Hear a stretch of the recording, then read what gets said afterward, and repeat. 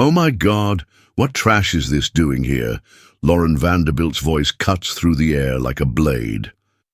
Claire Richardson, 29 years old, is discovered behind the curtain of the Imperial Ballroom. Her navy blue uniform contrasts brutally with the evening gowns. The Grandeur Hotel sparkles in the Manhattan night. It's the most important charity ball of the year. Claire was cleaning when the event started early. Now she's trapped in the middle of Manhattan's elite. Lauren, a 45-year-old socialite, points at Claire with disdain. "Security! Intruder!"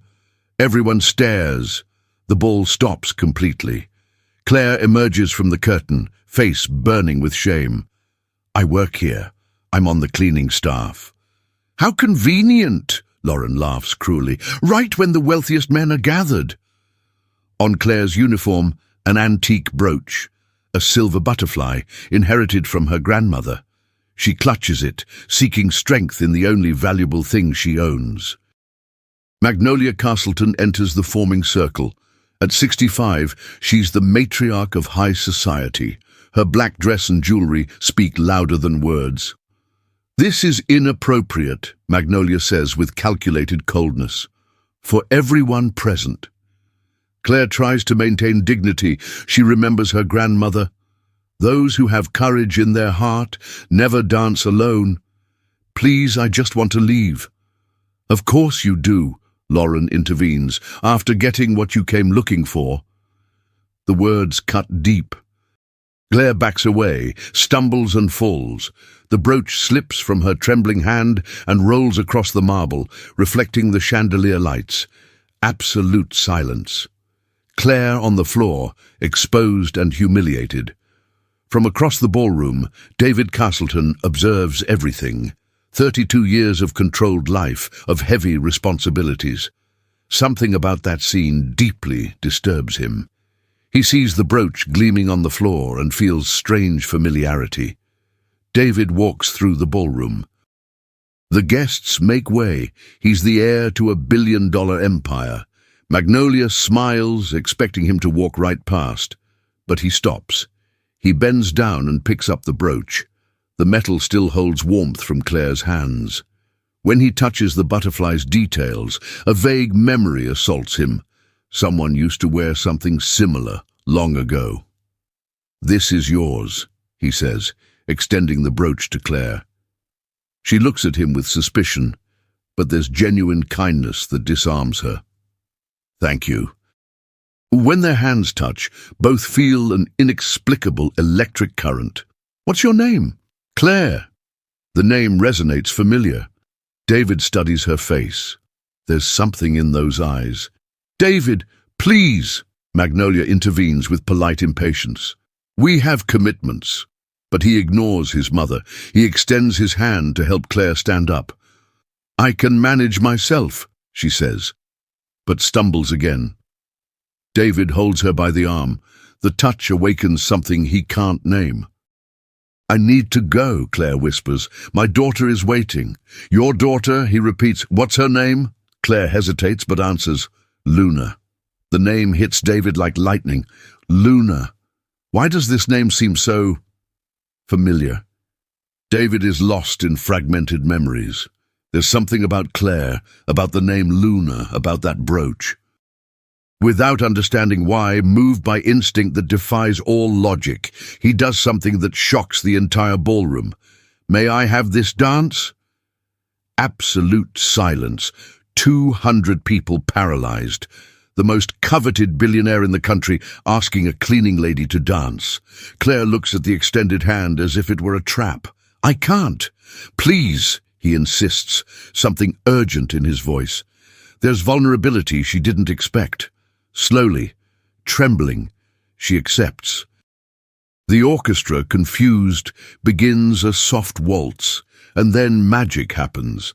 Claire can't suppress her true nature. She moves with natural grace that the uniform doesn't hide.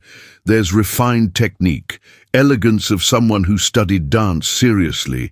They dance as if they were made for each other. In the ballroom, shock multiplies. A socialite leaves furiously. A waiter stops with suspended tray. Some whisper indignantly. Cell phones begin capturing the impossible. "You used to dance," David observes, doesn't ask. "A long time ago," Claire responds, lost in the music. For the first time in years, she allows herself to dream.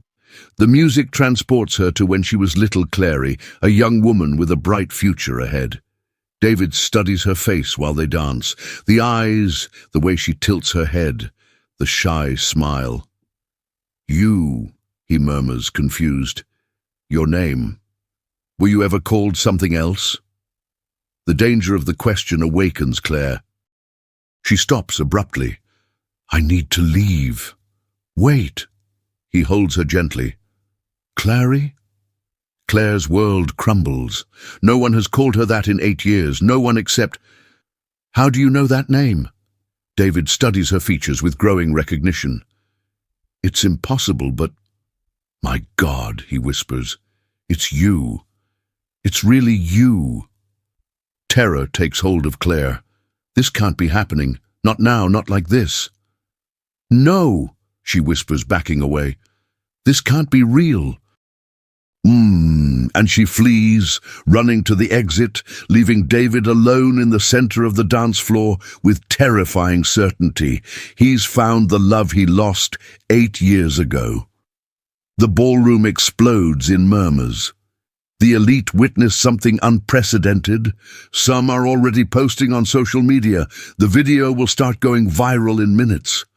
Magnolia approaches her son with a tight smile. "What an unnecessary spectacle, darling." But David doesn't hear. He's reliving memories. Little Clary at 21, pregnant, radiant. "If it's a girl, Luna," she used to say, "like the moon that illuminates us." And then... emptiness. Her disappearing overnight. His mother saying that Clary had miscarried and run away with money. "She told me she had lost the baby," he murmurs. Magnolia freezes imperceptibly. "What are you talking about?" "Clary. You remember, don't you?" "I don't know who you're talking about." David turns to his mother. His eyes have new coldness.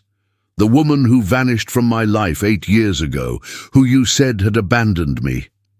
That was a long time ago, darling. She has a daughter, Luna, 7 years old." Magnolia maintains composure, but calculates quickly. "That doesn't concern us. If Clary disappeared pregnant 8 years ago..." He doesn't finish the sentence. The math is devastating. "Even if that were true," Magnolia says carefully, "what do you intend to do? That woman has nothing to offer. You have responsibilities."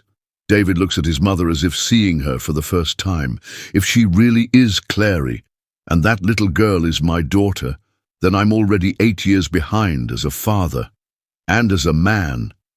The determination in her son's voice alarms Magnolia. "David, be sensible. I'm going to find them, and when I do, I'm going to discover what really happened 8 years ago."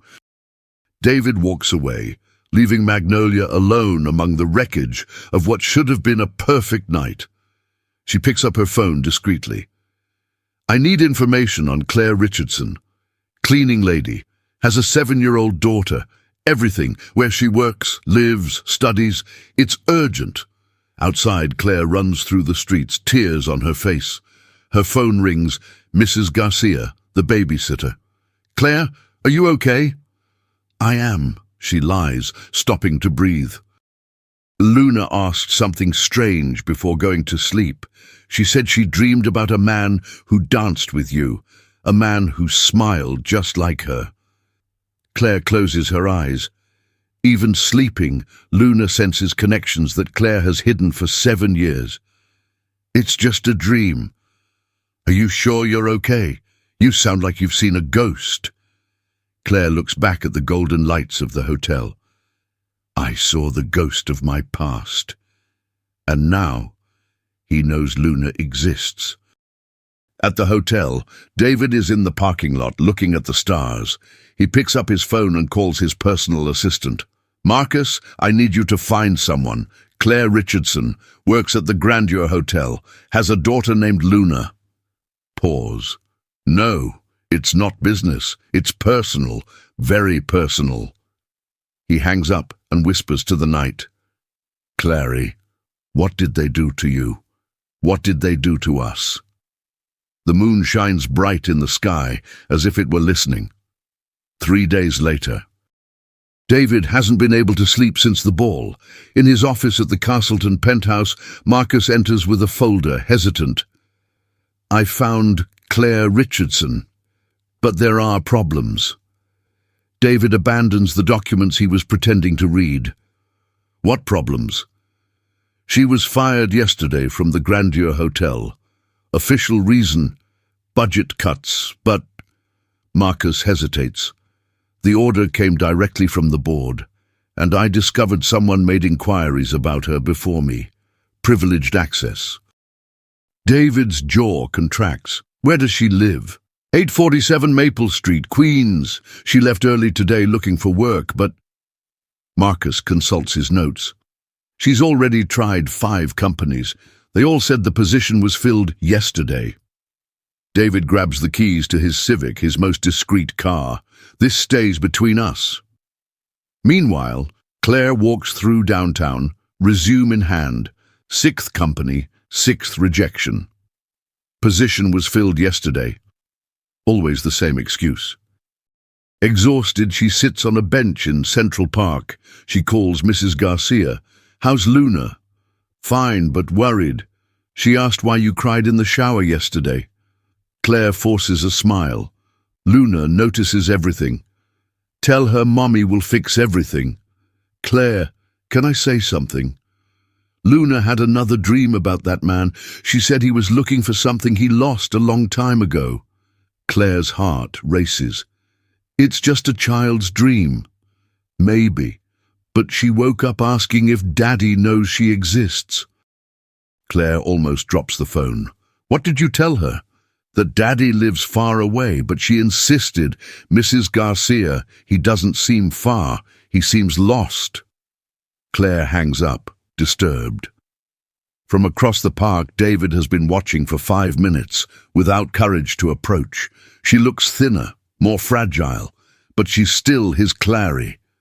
When Claire looks up, their eyes meet. Time stops. Claire freezes. It's like seeing a ghost, but a ghost that made her world collapse. David crosses the park slowly, as if she might disappear. Clary. The nickname makes her tremble, but also awakens old anger. Don't call me that. David stops 2 meters away. We need to talk. About what? About how you abandoned me pregnant? The accusation hits him like a shot. I didn't. Or about how you had your mother throw me out of the city. My mother did what?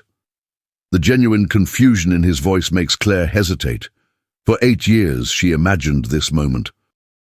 He would deny, lie, but there's real shock in his eyes. You don't know. I don't know anything. I only know you disappeared from my life overnight. Claire studies his face. The hurt seems real. You lost your job. David changes the subject. How do you know? Because someone is sabotaging you, and I have a suspicion who. The sincere tone slightly disarms her. Why do you care? Because when you disappeared, you took my heart with you. The words hit her like a punch. She stands up but doesn't leave.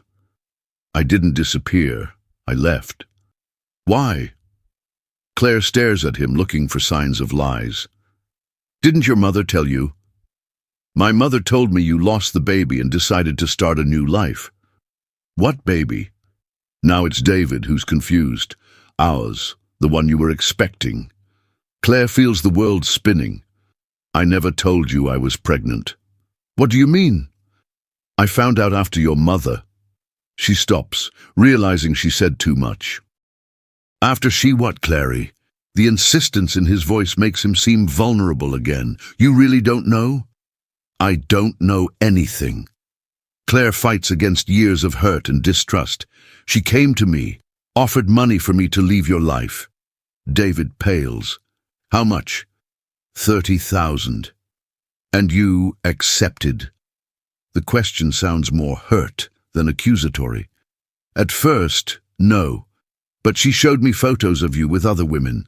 Said you would never take responsibility for a child with me. That you already knew about the pregnancy and the money was for me to get rid of the problem. That's a lie. I went to your apartment to be sure. David frowns. When? The night before I left. But you weren't alone. The memory returns. The partner's daughter, his mother, insisted he meet. A night he spent thinking about Clary. It was nothing. I know that now, Claire interrupts. But at the time, seeing you with her after everything your mother said. Where did you go? Upstate. I came back 5 years ago. And you never looked for me. Claire shakes her head. You were engaged. The arranged engagement he ended because he couldn't forget her. I broke it off. I know, but I thought it was too late. They stand in silence, processing 8 years of misunderstandings. Clary, David whispers, you said you had the baby. Claire takes a deep breath. This is the hardest part. I have a daughter, Luna. She's 7 years old. David does the math. She's yours. The word hangs between them like a bomb about to explode. I have a daughter, he whispers, who grew up without knowing her father. Guilt and loss hit him like an avalanche. I want to meet her. It's not that simple. Why not? Because she'll ask where you were. And I don't know how to explain that you didn't know she existed. David feels the weight of 7 lost years. Let's pick her up from school, he says. Together. Claire hesitates. Once Luna meets David, everything will change forever. If we go together, there's no going back. I don't want to go back. I want my family. On the way to school, Claire shows David photos of Luna on her phone. Each image is like a stab. First steps he missed, birthdays he didn't celebrate, smiles he didn't see. First day of school, Claire comments, showing Luna in a uniform too big. She cried because she wanted her father to be there. What did you tell her? That he was working very far away but thinking about her. David stops walking. You lied to protect my image. I lied to protect her. Children need to believe they're loved. They arrive at the school. David sees the simple building, other mothers waiting at the gates, a world completely different from his. How did you manage to raise her alone? Working hard, saving every penny, dreaming of the day we could have a better life. Claire takes out her wallet and shows a faded photo, her pregnant, smiling. I took this photo thinking of you. I wanted you to see how she was growing in my belly. The image destroys him. Claire pregnant, radiant, alone. Why did you keep this? Because even hurt, I still loved you. The bell rings. Children run out, screaming, laughing. David searches among them. There, Claire points. Luna Richardson comes out talking with a friend. Brown hair like Claire's, but the eyes are unmistakably David's. When she smiles, it's like looking in a mirror. My God, he whispers. Mommy! Luna runs to Claire, stopping when she sees David. She doesn't approach, but observes him with cautious curiosity. Luna, this is David. Hi? Luna says, keeping safe distance behind her mother. Hi, Luna? David crouches to her height. Your mum told me you like to dance. Luna nods, still shy. I like it too. I once danced with your mum. Where? In a very elegant place. She danced like a princess. Luna smiles for the first time. Mommy is the best dancer in the world. I completely agree. Luna approaches a little. Do you have children? The question hits David hard. Claire intervenes. Luna, how about we get ice cream? Can we, but... Luna looks at David. Your eyes are just like mine. They are, David confirms, moved. My teacher says we inherit eyes from our parents. The innocent comment creates tension. Claire quickly changes the subject. Let's go before the ice cream shop closes. While they walk, Luna holds Claire's hand, but constantly looks at David. There's something familiar about him she can't name. David, she suddenly asks, did you know my mum when she was little like me? I knew her when she was a little older. And were you friends? David looks at Claire, who nods almost imperceptibly. We were very good friends. And why did you stop seeing each other? The question everyone feared. Claire kneels at Luna's height. Sometimes adults get lost, sweetheart. Like when you get lost in the mall and have to look for me. But I always find you. And David found me today. Luna digests the information with childlike seriousness. So now you won't get lost anymore? Claire looks at David, seeing hope and determination in his eyes. We'll try never to get lost again. At the ice cream shop, Luna warms up to David. She tells him about school, friends, dreams. He listens to every word as if it were gold. You know what I want most? Luna asks, licking chocolate ice cream. What? For my family to be like the drawings I make. With Mommy, me, and... She stops, looking at David. And with someone special to take care of us. David's heart breaks and rebuilds.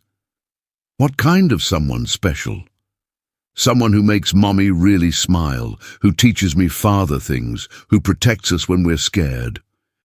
David looks at Claire, who's fighting back tears. And what would this someone special be like? Luna thinks seriously.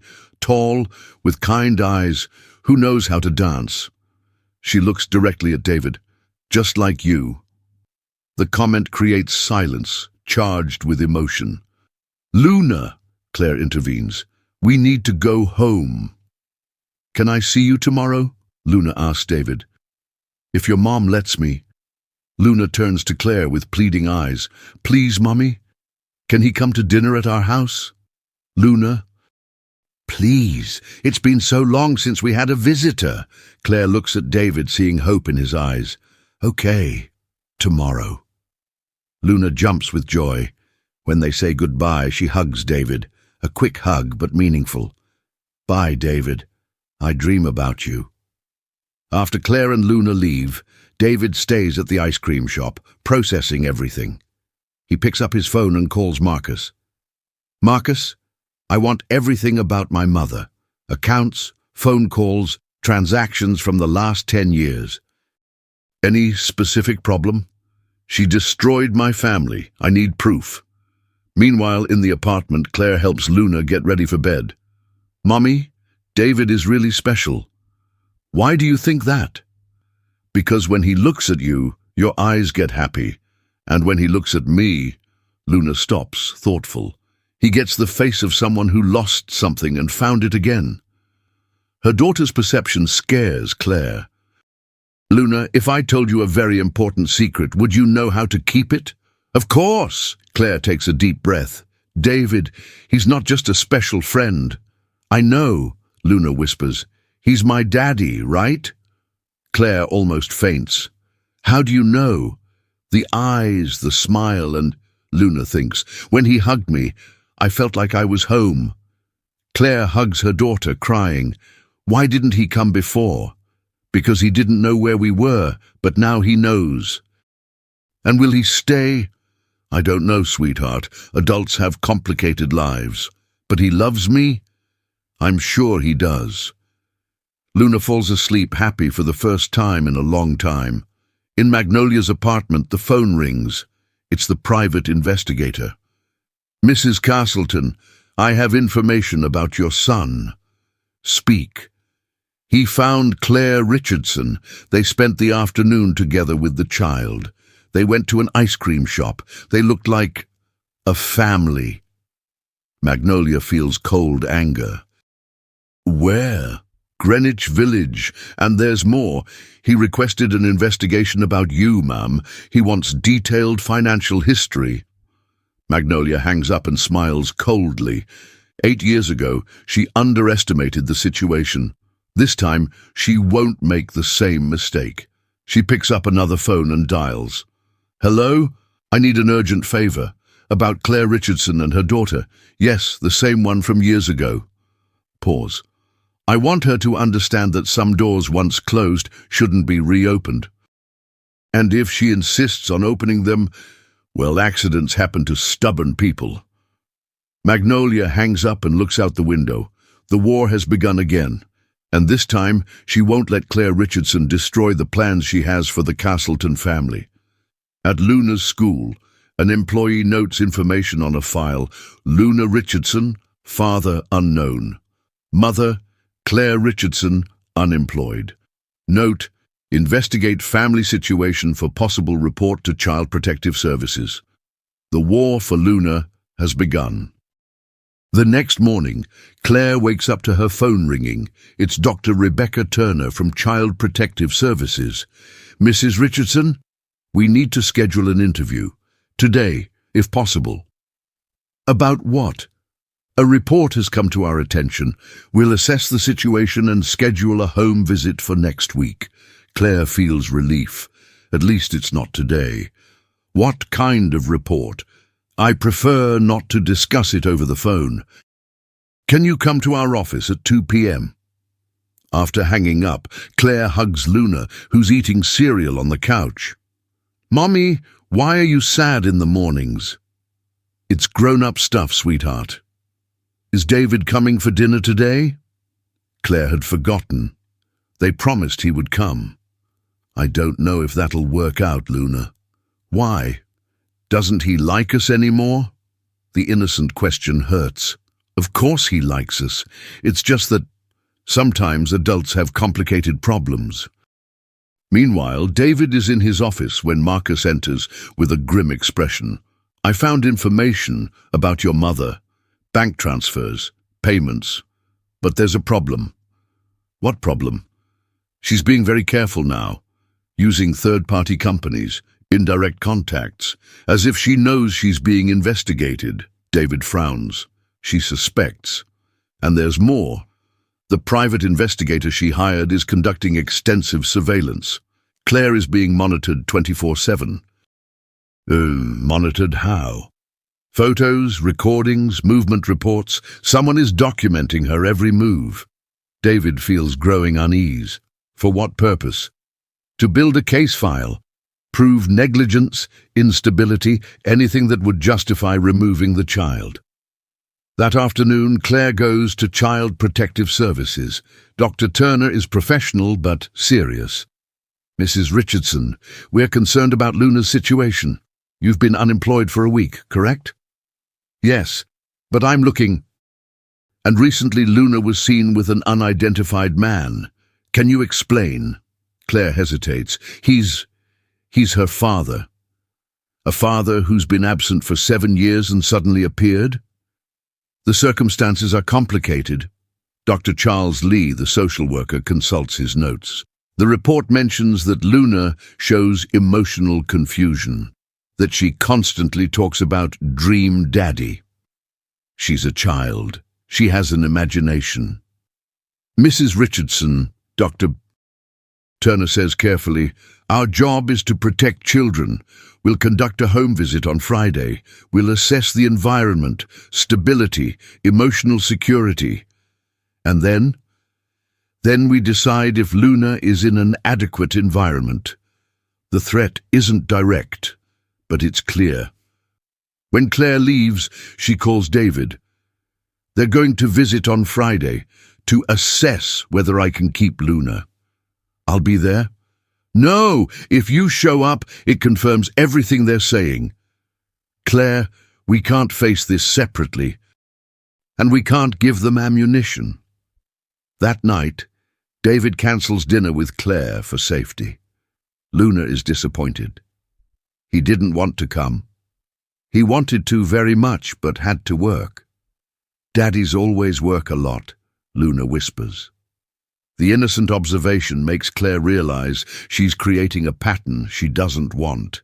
An absent father who promises but doesn't show up. The next day, David meets with Brittany Monroe, his ex-girlfriend, at a discreet cafe in Connecticut. "David, I shouldn't be here," she whispers, looking around nervously. "Brittany, I need to understand what my mother did." She hesitates, then takes a deep breath. "When we started talking about moving in together, she showed up, offered me money to leave your life. Did you accept?" "At first, no, but then the problem started." Brittany tells how she lost her job, how her apartment landlord evicted her for no reason, how anonymous letters arrived at her parents' house. She didn't threaten directly, she just created impossible situations. "Why didn't you tell me?" "Because she showed me photos of you with other women, said you were cheating on me, that I was just a temporary distraction." The pattern becomes clear. Isolation, pressure, manipulation. "Brittany, did you keep any proof?" She takes an envelope from her purse. "Some letters, intimidating emails. I kept them because I knew this would come back someday." "What do you mean?" "Women like your mother don't stop, David. They escalate, and when someone challenges them..." She stops, worried. "Who is she targeting now?" "My daughter's mother." Brittany pales. "You have a daughter." "I do, and my mother is trying to tear our family apart." "David, be careful. 8 years ago, she was calculating. Now, with age and power, she could be dangerous." That night, David studies the documents Brittany gave him. Subtle but threatening letters, emails about job opportunities in other cities, anonymous calls to employers. Marcus enters the office. "Sir, there's news about Claire." "What did you find?" "Your mother isn't acting alone. She hired a family consulting company that specializes in delicate cases." "What kind of cases?" "Removing children from inadequate environments. They create documentation, organize procedures, facilitate adoptions for appropriate families." David feels nauseous. "It's a machine. And there's more. The company has a history of working with CPS, cases where children were removed quickly. Legally? Technically, yes. But there are always wealthy families waiting to adopt these children." David realizes the scope of what they're facing. It's not just his mother. It's an entire system created to separate poor families from their children. "Marcus, I need a lawyer. The best you can find. To sue your mother. To protect my family." Friday arrives like a death sentence. Claire cleaned the apartment 3 times, organized documents, bought food she couldn't afford. Dr. Turner and Dr. Lee arrive punctually, now with a child psychologist. "We're going to assess the home environment," Dr. Turner announces formally. They inspect everything methodically. Refrigerator, cabinets, Luna's toys, school books. Every detail is noted. "Current income?" Dr. Lee asks. "I'm looking for work. I have savings for a few months." "How much?" Claire hesitates. $150. Stern notation. "Health insurance for the child? We use Medicaid." More notes. The psychologist, Dr. Marina Davis, talks with Luna separately. "Luna, do you like living here?" "I do. It's tiny, but it has love." "And your mum? How is she when she's sad?" "She cries in the shower. She thinks I don't hear, but I do." "Why does she cry?" Luna thinks seriously. "Because she wants to give me beautiful things, but she can't." "And the man who appeared, David? He has kind eyes. Mummy gets happy when he's around. Would you like him to live here?" "If he made Mummy stop crying in the shower, yes." After 2 hours, Dr. Lee is direct with Claire. "Mrs. Richardson, our assessment indicates economic and emotional vulnerability. Luna shows excessive maturity for her age, a sign she's taking on adult responsibilities. I protect Luna from everything. But you can't protect her from financial insecurity, or from the emotional instability she clearly perceives. Dr. Turner takes over. We're going to recommend intensive psychosocial monitoring.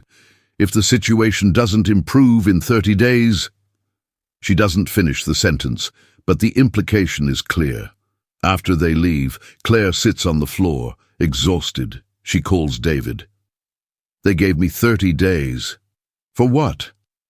To prove I can take care of Luna. And if you can't, monitoring becomes temporary removal. David feels helpless. Claire, we have to do something.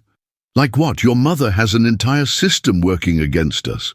Then we'll expose the system. How?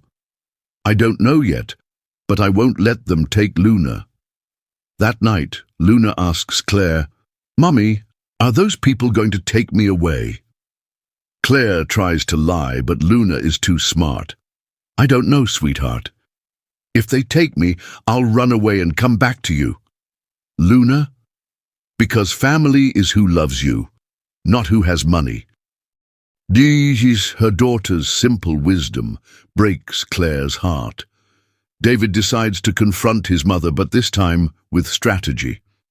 He goes to the mansion with a discreet recorder and a dossier of evidence Marcus gathered. Magnolia is in the garden, watering roses as if nothing is happening. How nice that you came, darling. We need to talk about your future.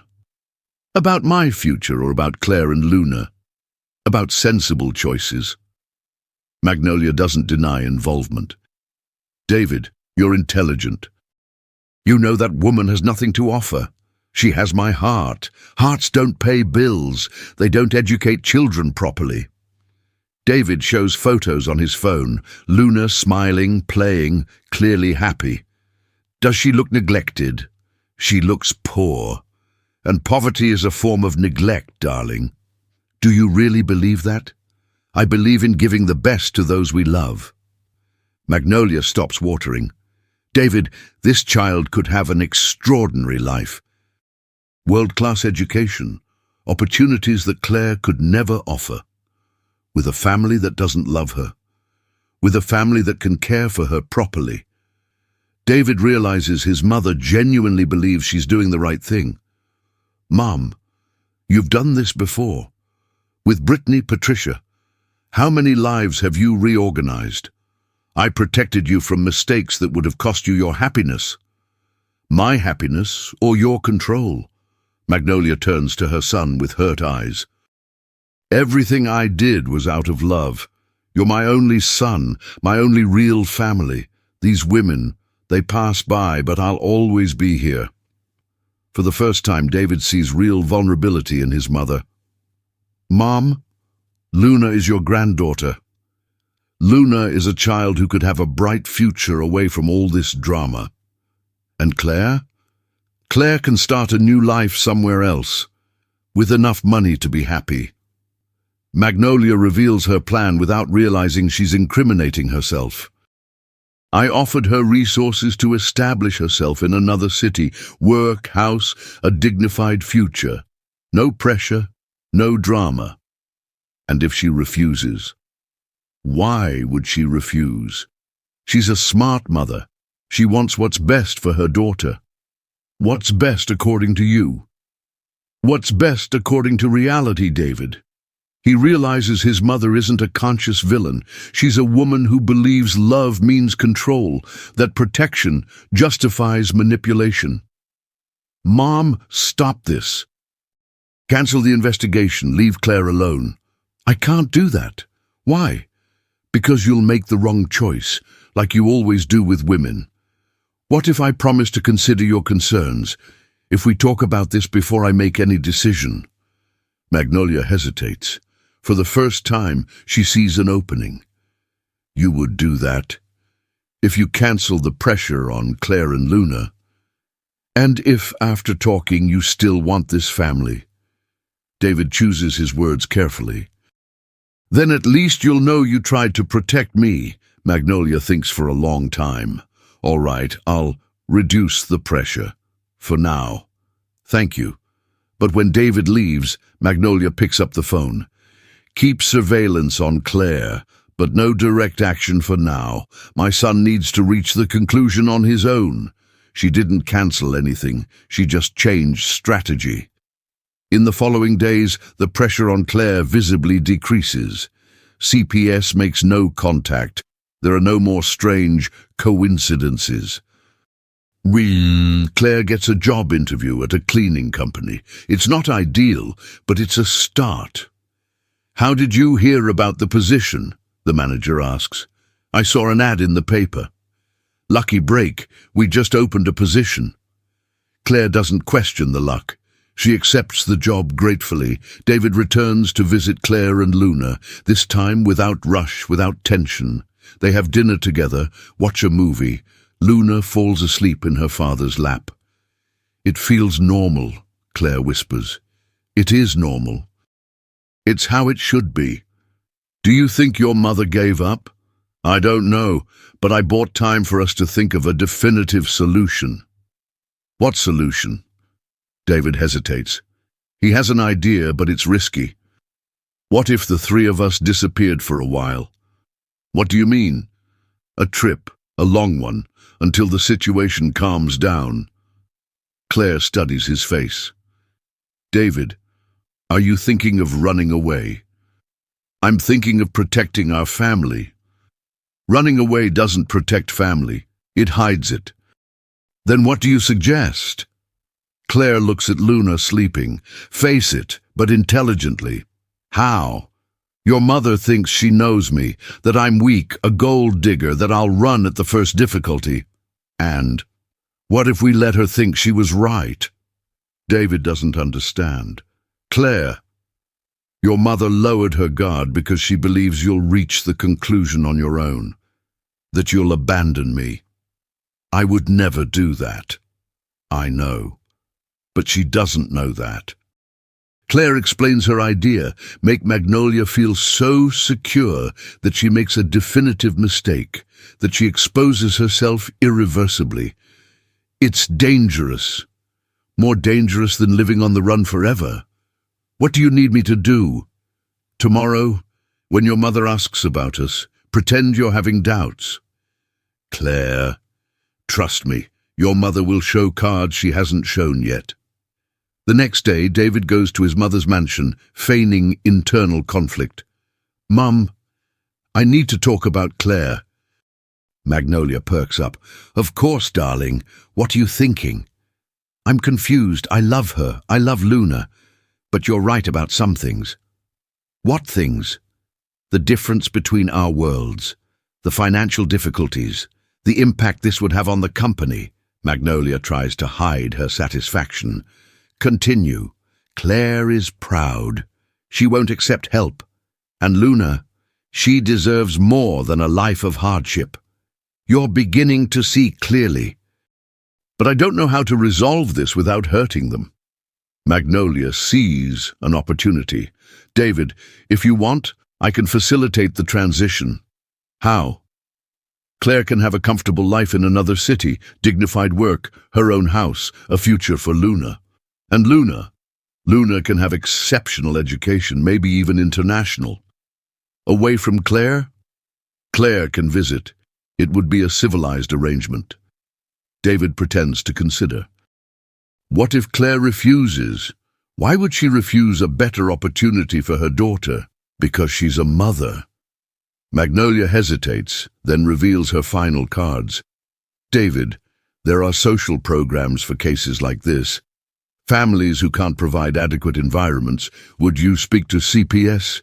I already have. Delicately, I expressed a grandmother's concern about her granddaughter's situation. David feigns shock. You're Luna's grandmother. Technically, yes. And grandparents have rights. What rights? Visitation, shared custody, in extreme cases. She stops, realizing she's said too much. In extreme cases, what? When parents can't provide adequately, extended family can intervene. David understands the complete plan now. Magnolia doesn't just want to separate him from Claire, she wants to keep Luna. You want custody of Luna. I want a dignified future for my granddaughter. Under your control. Under my protection. David feels genuine anger but controls it. I need to think about this. Of course, but don't take too long. Situations like this tend to get complicated over time. When David leaves, he immediately calls Claire. She wants Luna. What do you mean? She doesn't just want to separate us. She wants custody of Luna for herself. Is that possible? With her money and influence? Yes. Claire feels terror. What do we do? Exactly what we planned. But now I know what the real prize is. David, Claire, trust me. Tomorrow, everything will change. That night, Magnolia calls lawyers specializing in family law. I want to initiate custody proceedings for my granddaughter, allege maternal inadequacy and paternal absence. Ma'am, the father is present now. For a short time, he'll realize he can't handle such a big responsibility. And if he insists, then we'll have to demonstrate that he's also not prepared for fatherhood. Magnolia is ready to destroy her own son to maintain control. The war has entered its final phase. A week later, Claire is at her new job when she receives a call from Dr. Lee. Mrs. Richardson, you need to come to CPS today. It's urgent. Did something happen? We received new documentation. Better to talk in person. Claire calls David, nervous. They called me. I think your mother accelerated the process. I'm coming. No, remember the plan? At Child Protective Services, Dr. Lee shows documents to Claire. We received a petition from Luna's paternal grandmother. Mrs. Magnolia Castleton claims rights over her granddaughter. Claire feigns surprise. Paternal grandmother? And there's a letter from the father.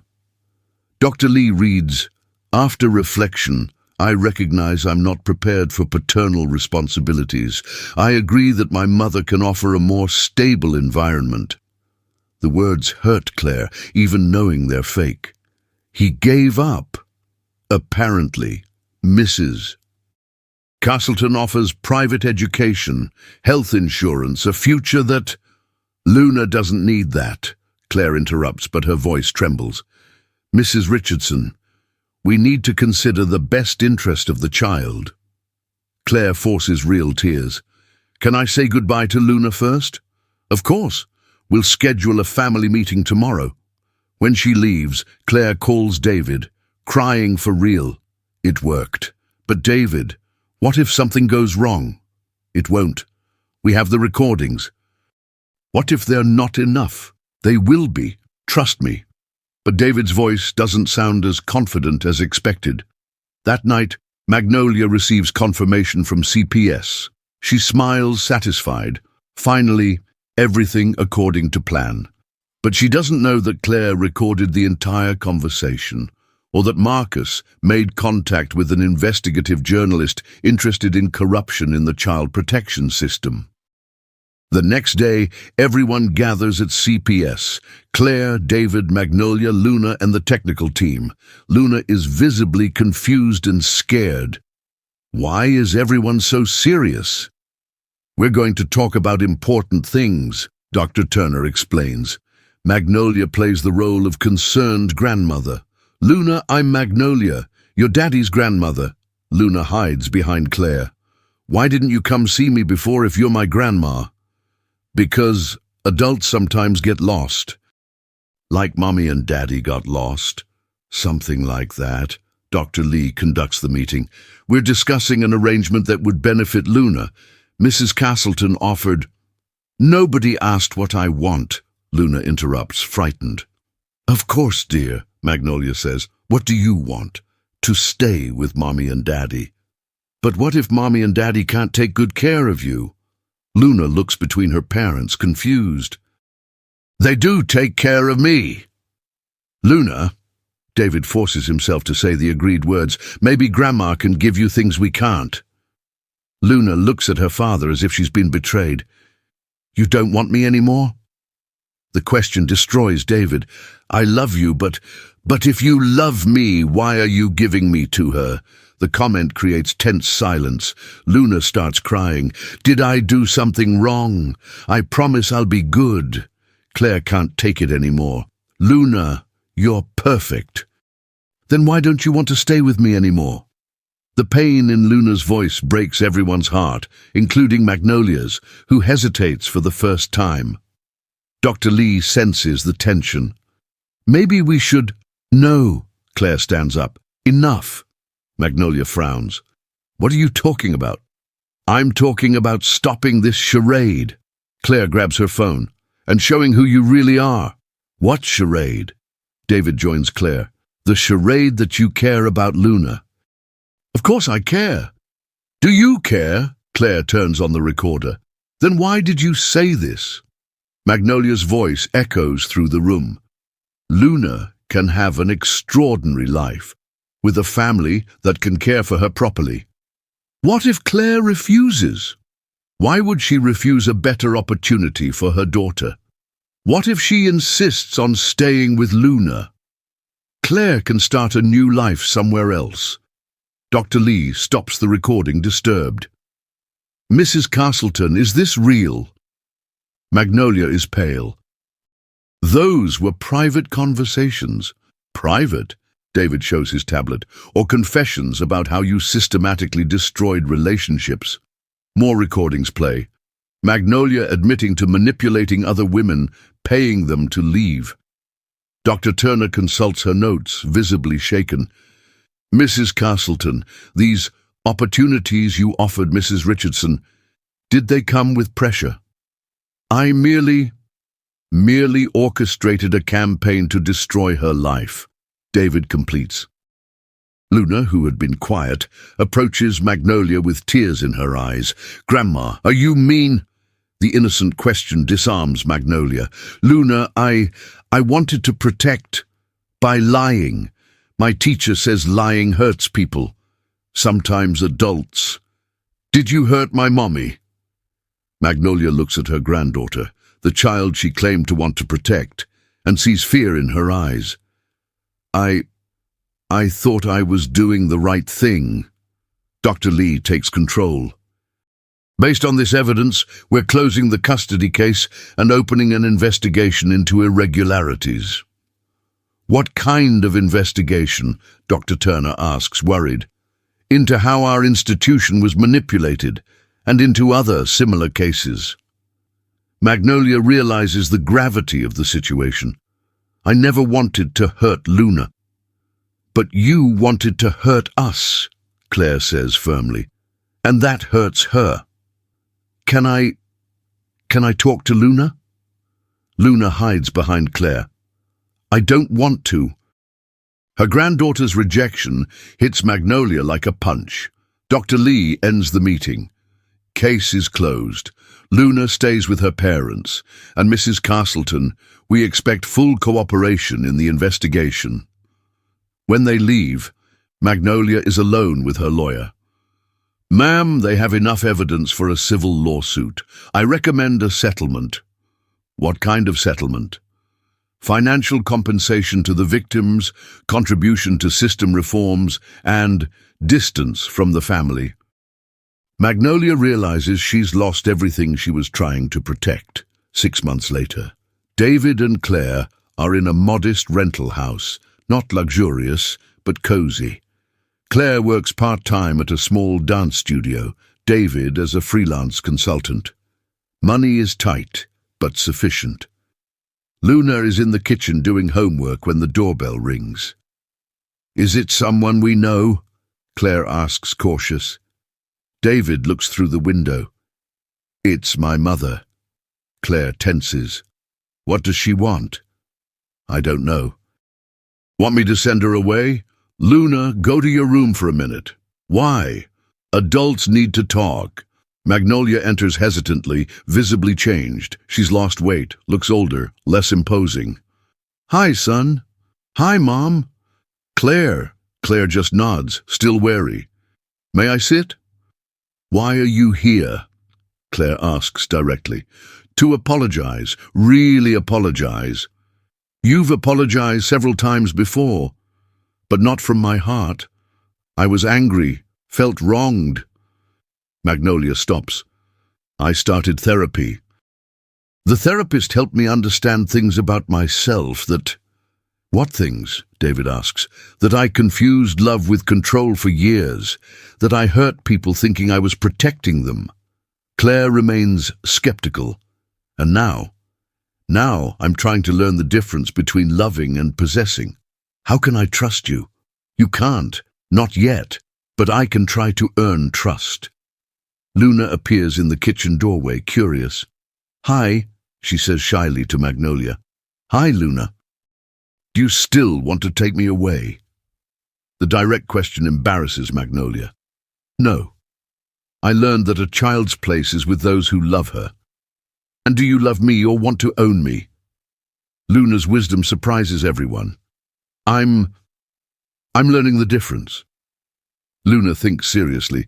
Can you visit sometimes, like a normal grandma? Claire intervenes. Luna, that's a complicated decision. Mommy, she looks more sad than mean now. The innocent observation touches Magnolia deeply. Can I try to be a normal grandma? If Mommy and Daddy let you, Claire looks at David, who nods hesitantly. 1 visit, per month, here at our house. Thank you. But anything strange, I understand. When Magnolia leaves, Luna asks, Mommy, why don't you like Grandma? It's not that I don't like her. I'm protecting our family. But families can grow, right? They can, but slowly. A year and a half later. Claire managed to open a small dance school in a converted garage. It's not luxurious, but it's hers. David works as a consultant, earning well but without excess. It's the day of the year-end recital. The small space is packed with proud parents. Claire watches from backstage, nervous. Everything will be fine, David whispers, hugging her. What if Luna forgets the steps? Then she improvises, like we learned to do. On the makeshift stage, Luna, now 9 years old, leads a group of children in a simple choreography. She's more confident, but still has natural shyness. In the audience, Magnolia watches, next to Mrs. Garcia. Her relationship with the family is still cautious, but it's improved. She comes once a month, always supervised, always respecting boundaries. She dances well, Magnolia comments quietly. Takes after her mother, Mrs. Garcia responds. Yes, Claire was always special. It took me too long to recognize that. When the performance ends, applause fills the garage. Luna runs to her parents. Did you see? I only messed up once. You were amazing, Claire says. And when you messed up, you kept dancing, David adds. That's being professional. Magnolia approaches with simple flowers. For our little dancer. Thank you, Grandma. Luna accepts the flowers, but still maintains some distance. Can I give you a hug? Luna looks at Claire, who nods. The hug is quick, but genuine. After everyone leaves, the family cleans the space together. Mom, Luna asks, when will I have a big dance school? Maybe never, sweetheart, but this one is ours. Is it better to have our small one or a borrowed big one? Our small one. I agree. David carries chairs. Luna, what did you think of Grandma today? She's trying. Sometimes she still gets that face, like she wants to boss people around, but she stops when she remembers. The observation makes Claire smile. And you? Do you like her? A little bit, but you guys are my main family. We always will be. At home, after Luna is asleep, Claire and David talk in the kitchen. Do you think we did the right thing, giving your mother a chance? I think we did the human thing. I don't know if it was right or wrong. What if she relapses? Then we protect Luna. But so far, she's trying. Yeah. And Luna deserves a chance to know a grandmother who tries. Claire looks out the window. Outside, the moon shines, the same one that inspired their daughter's name.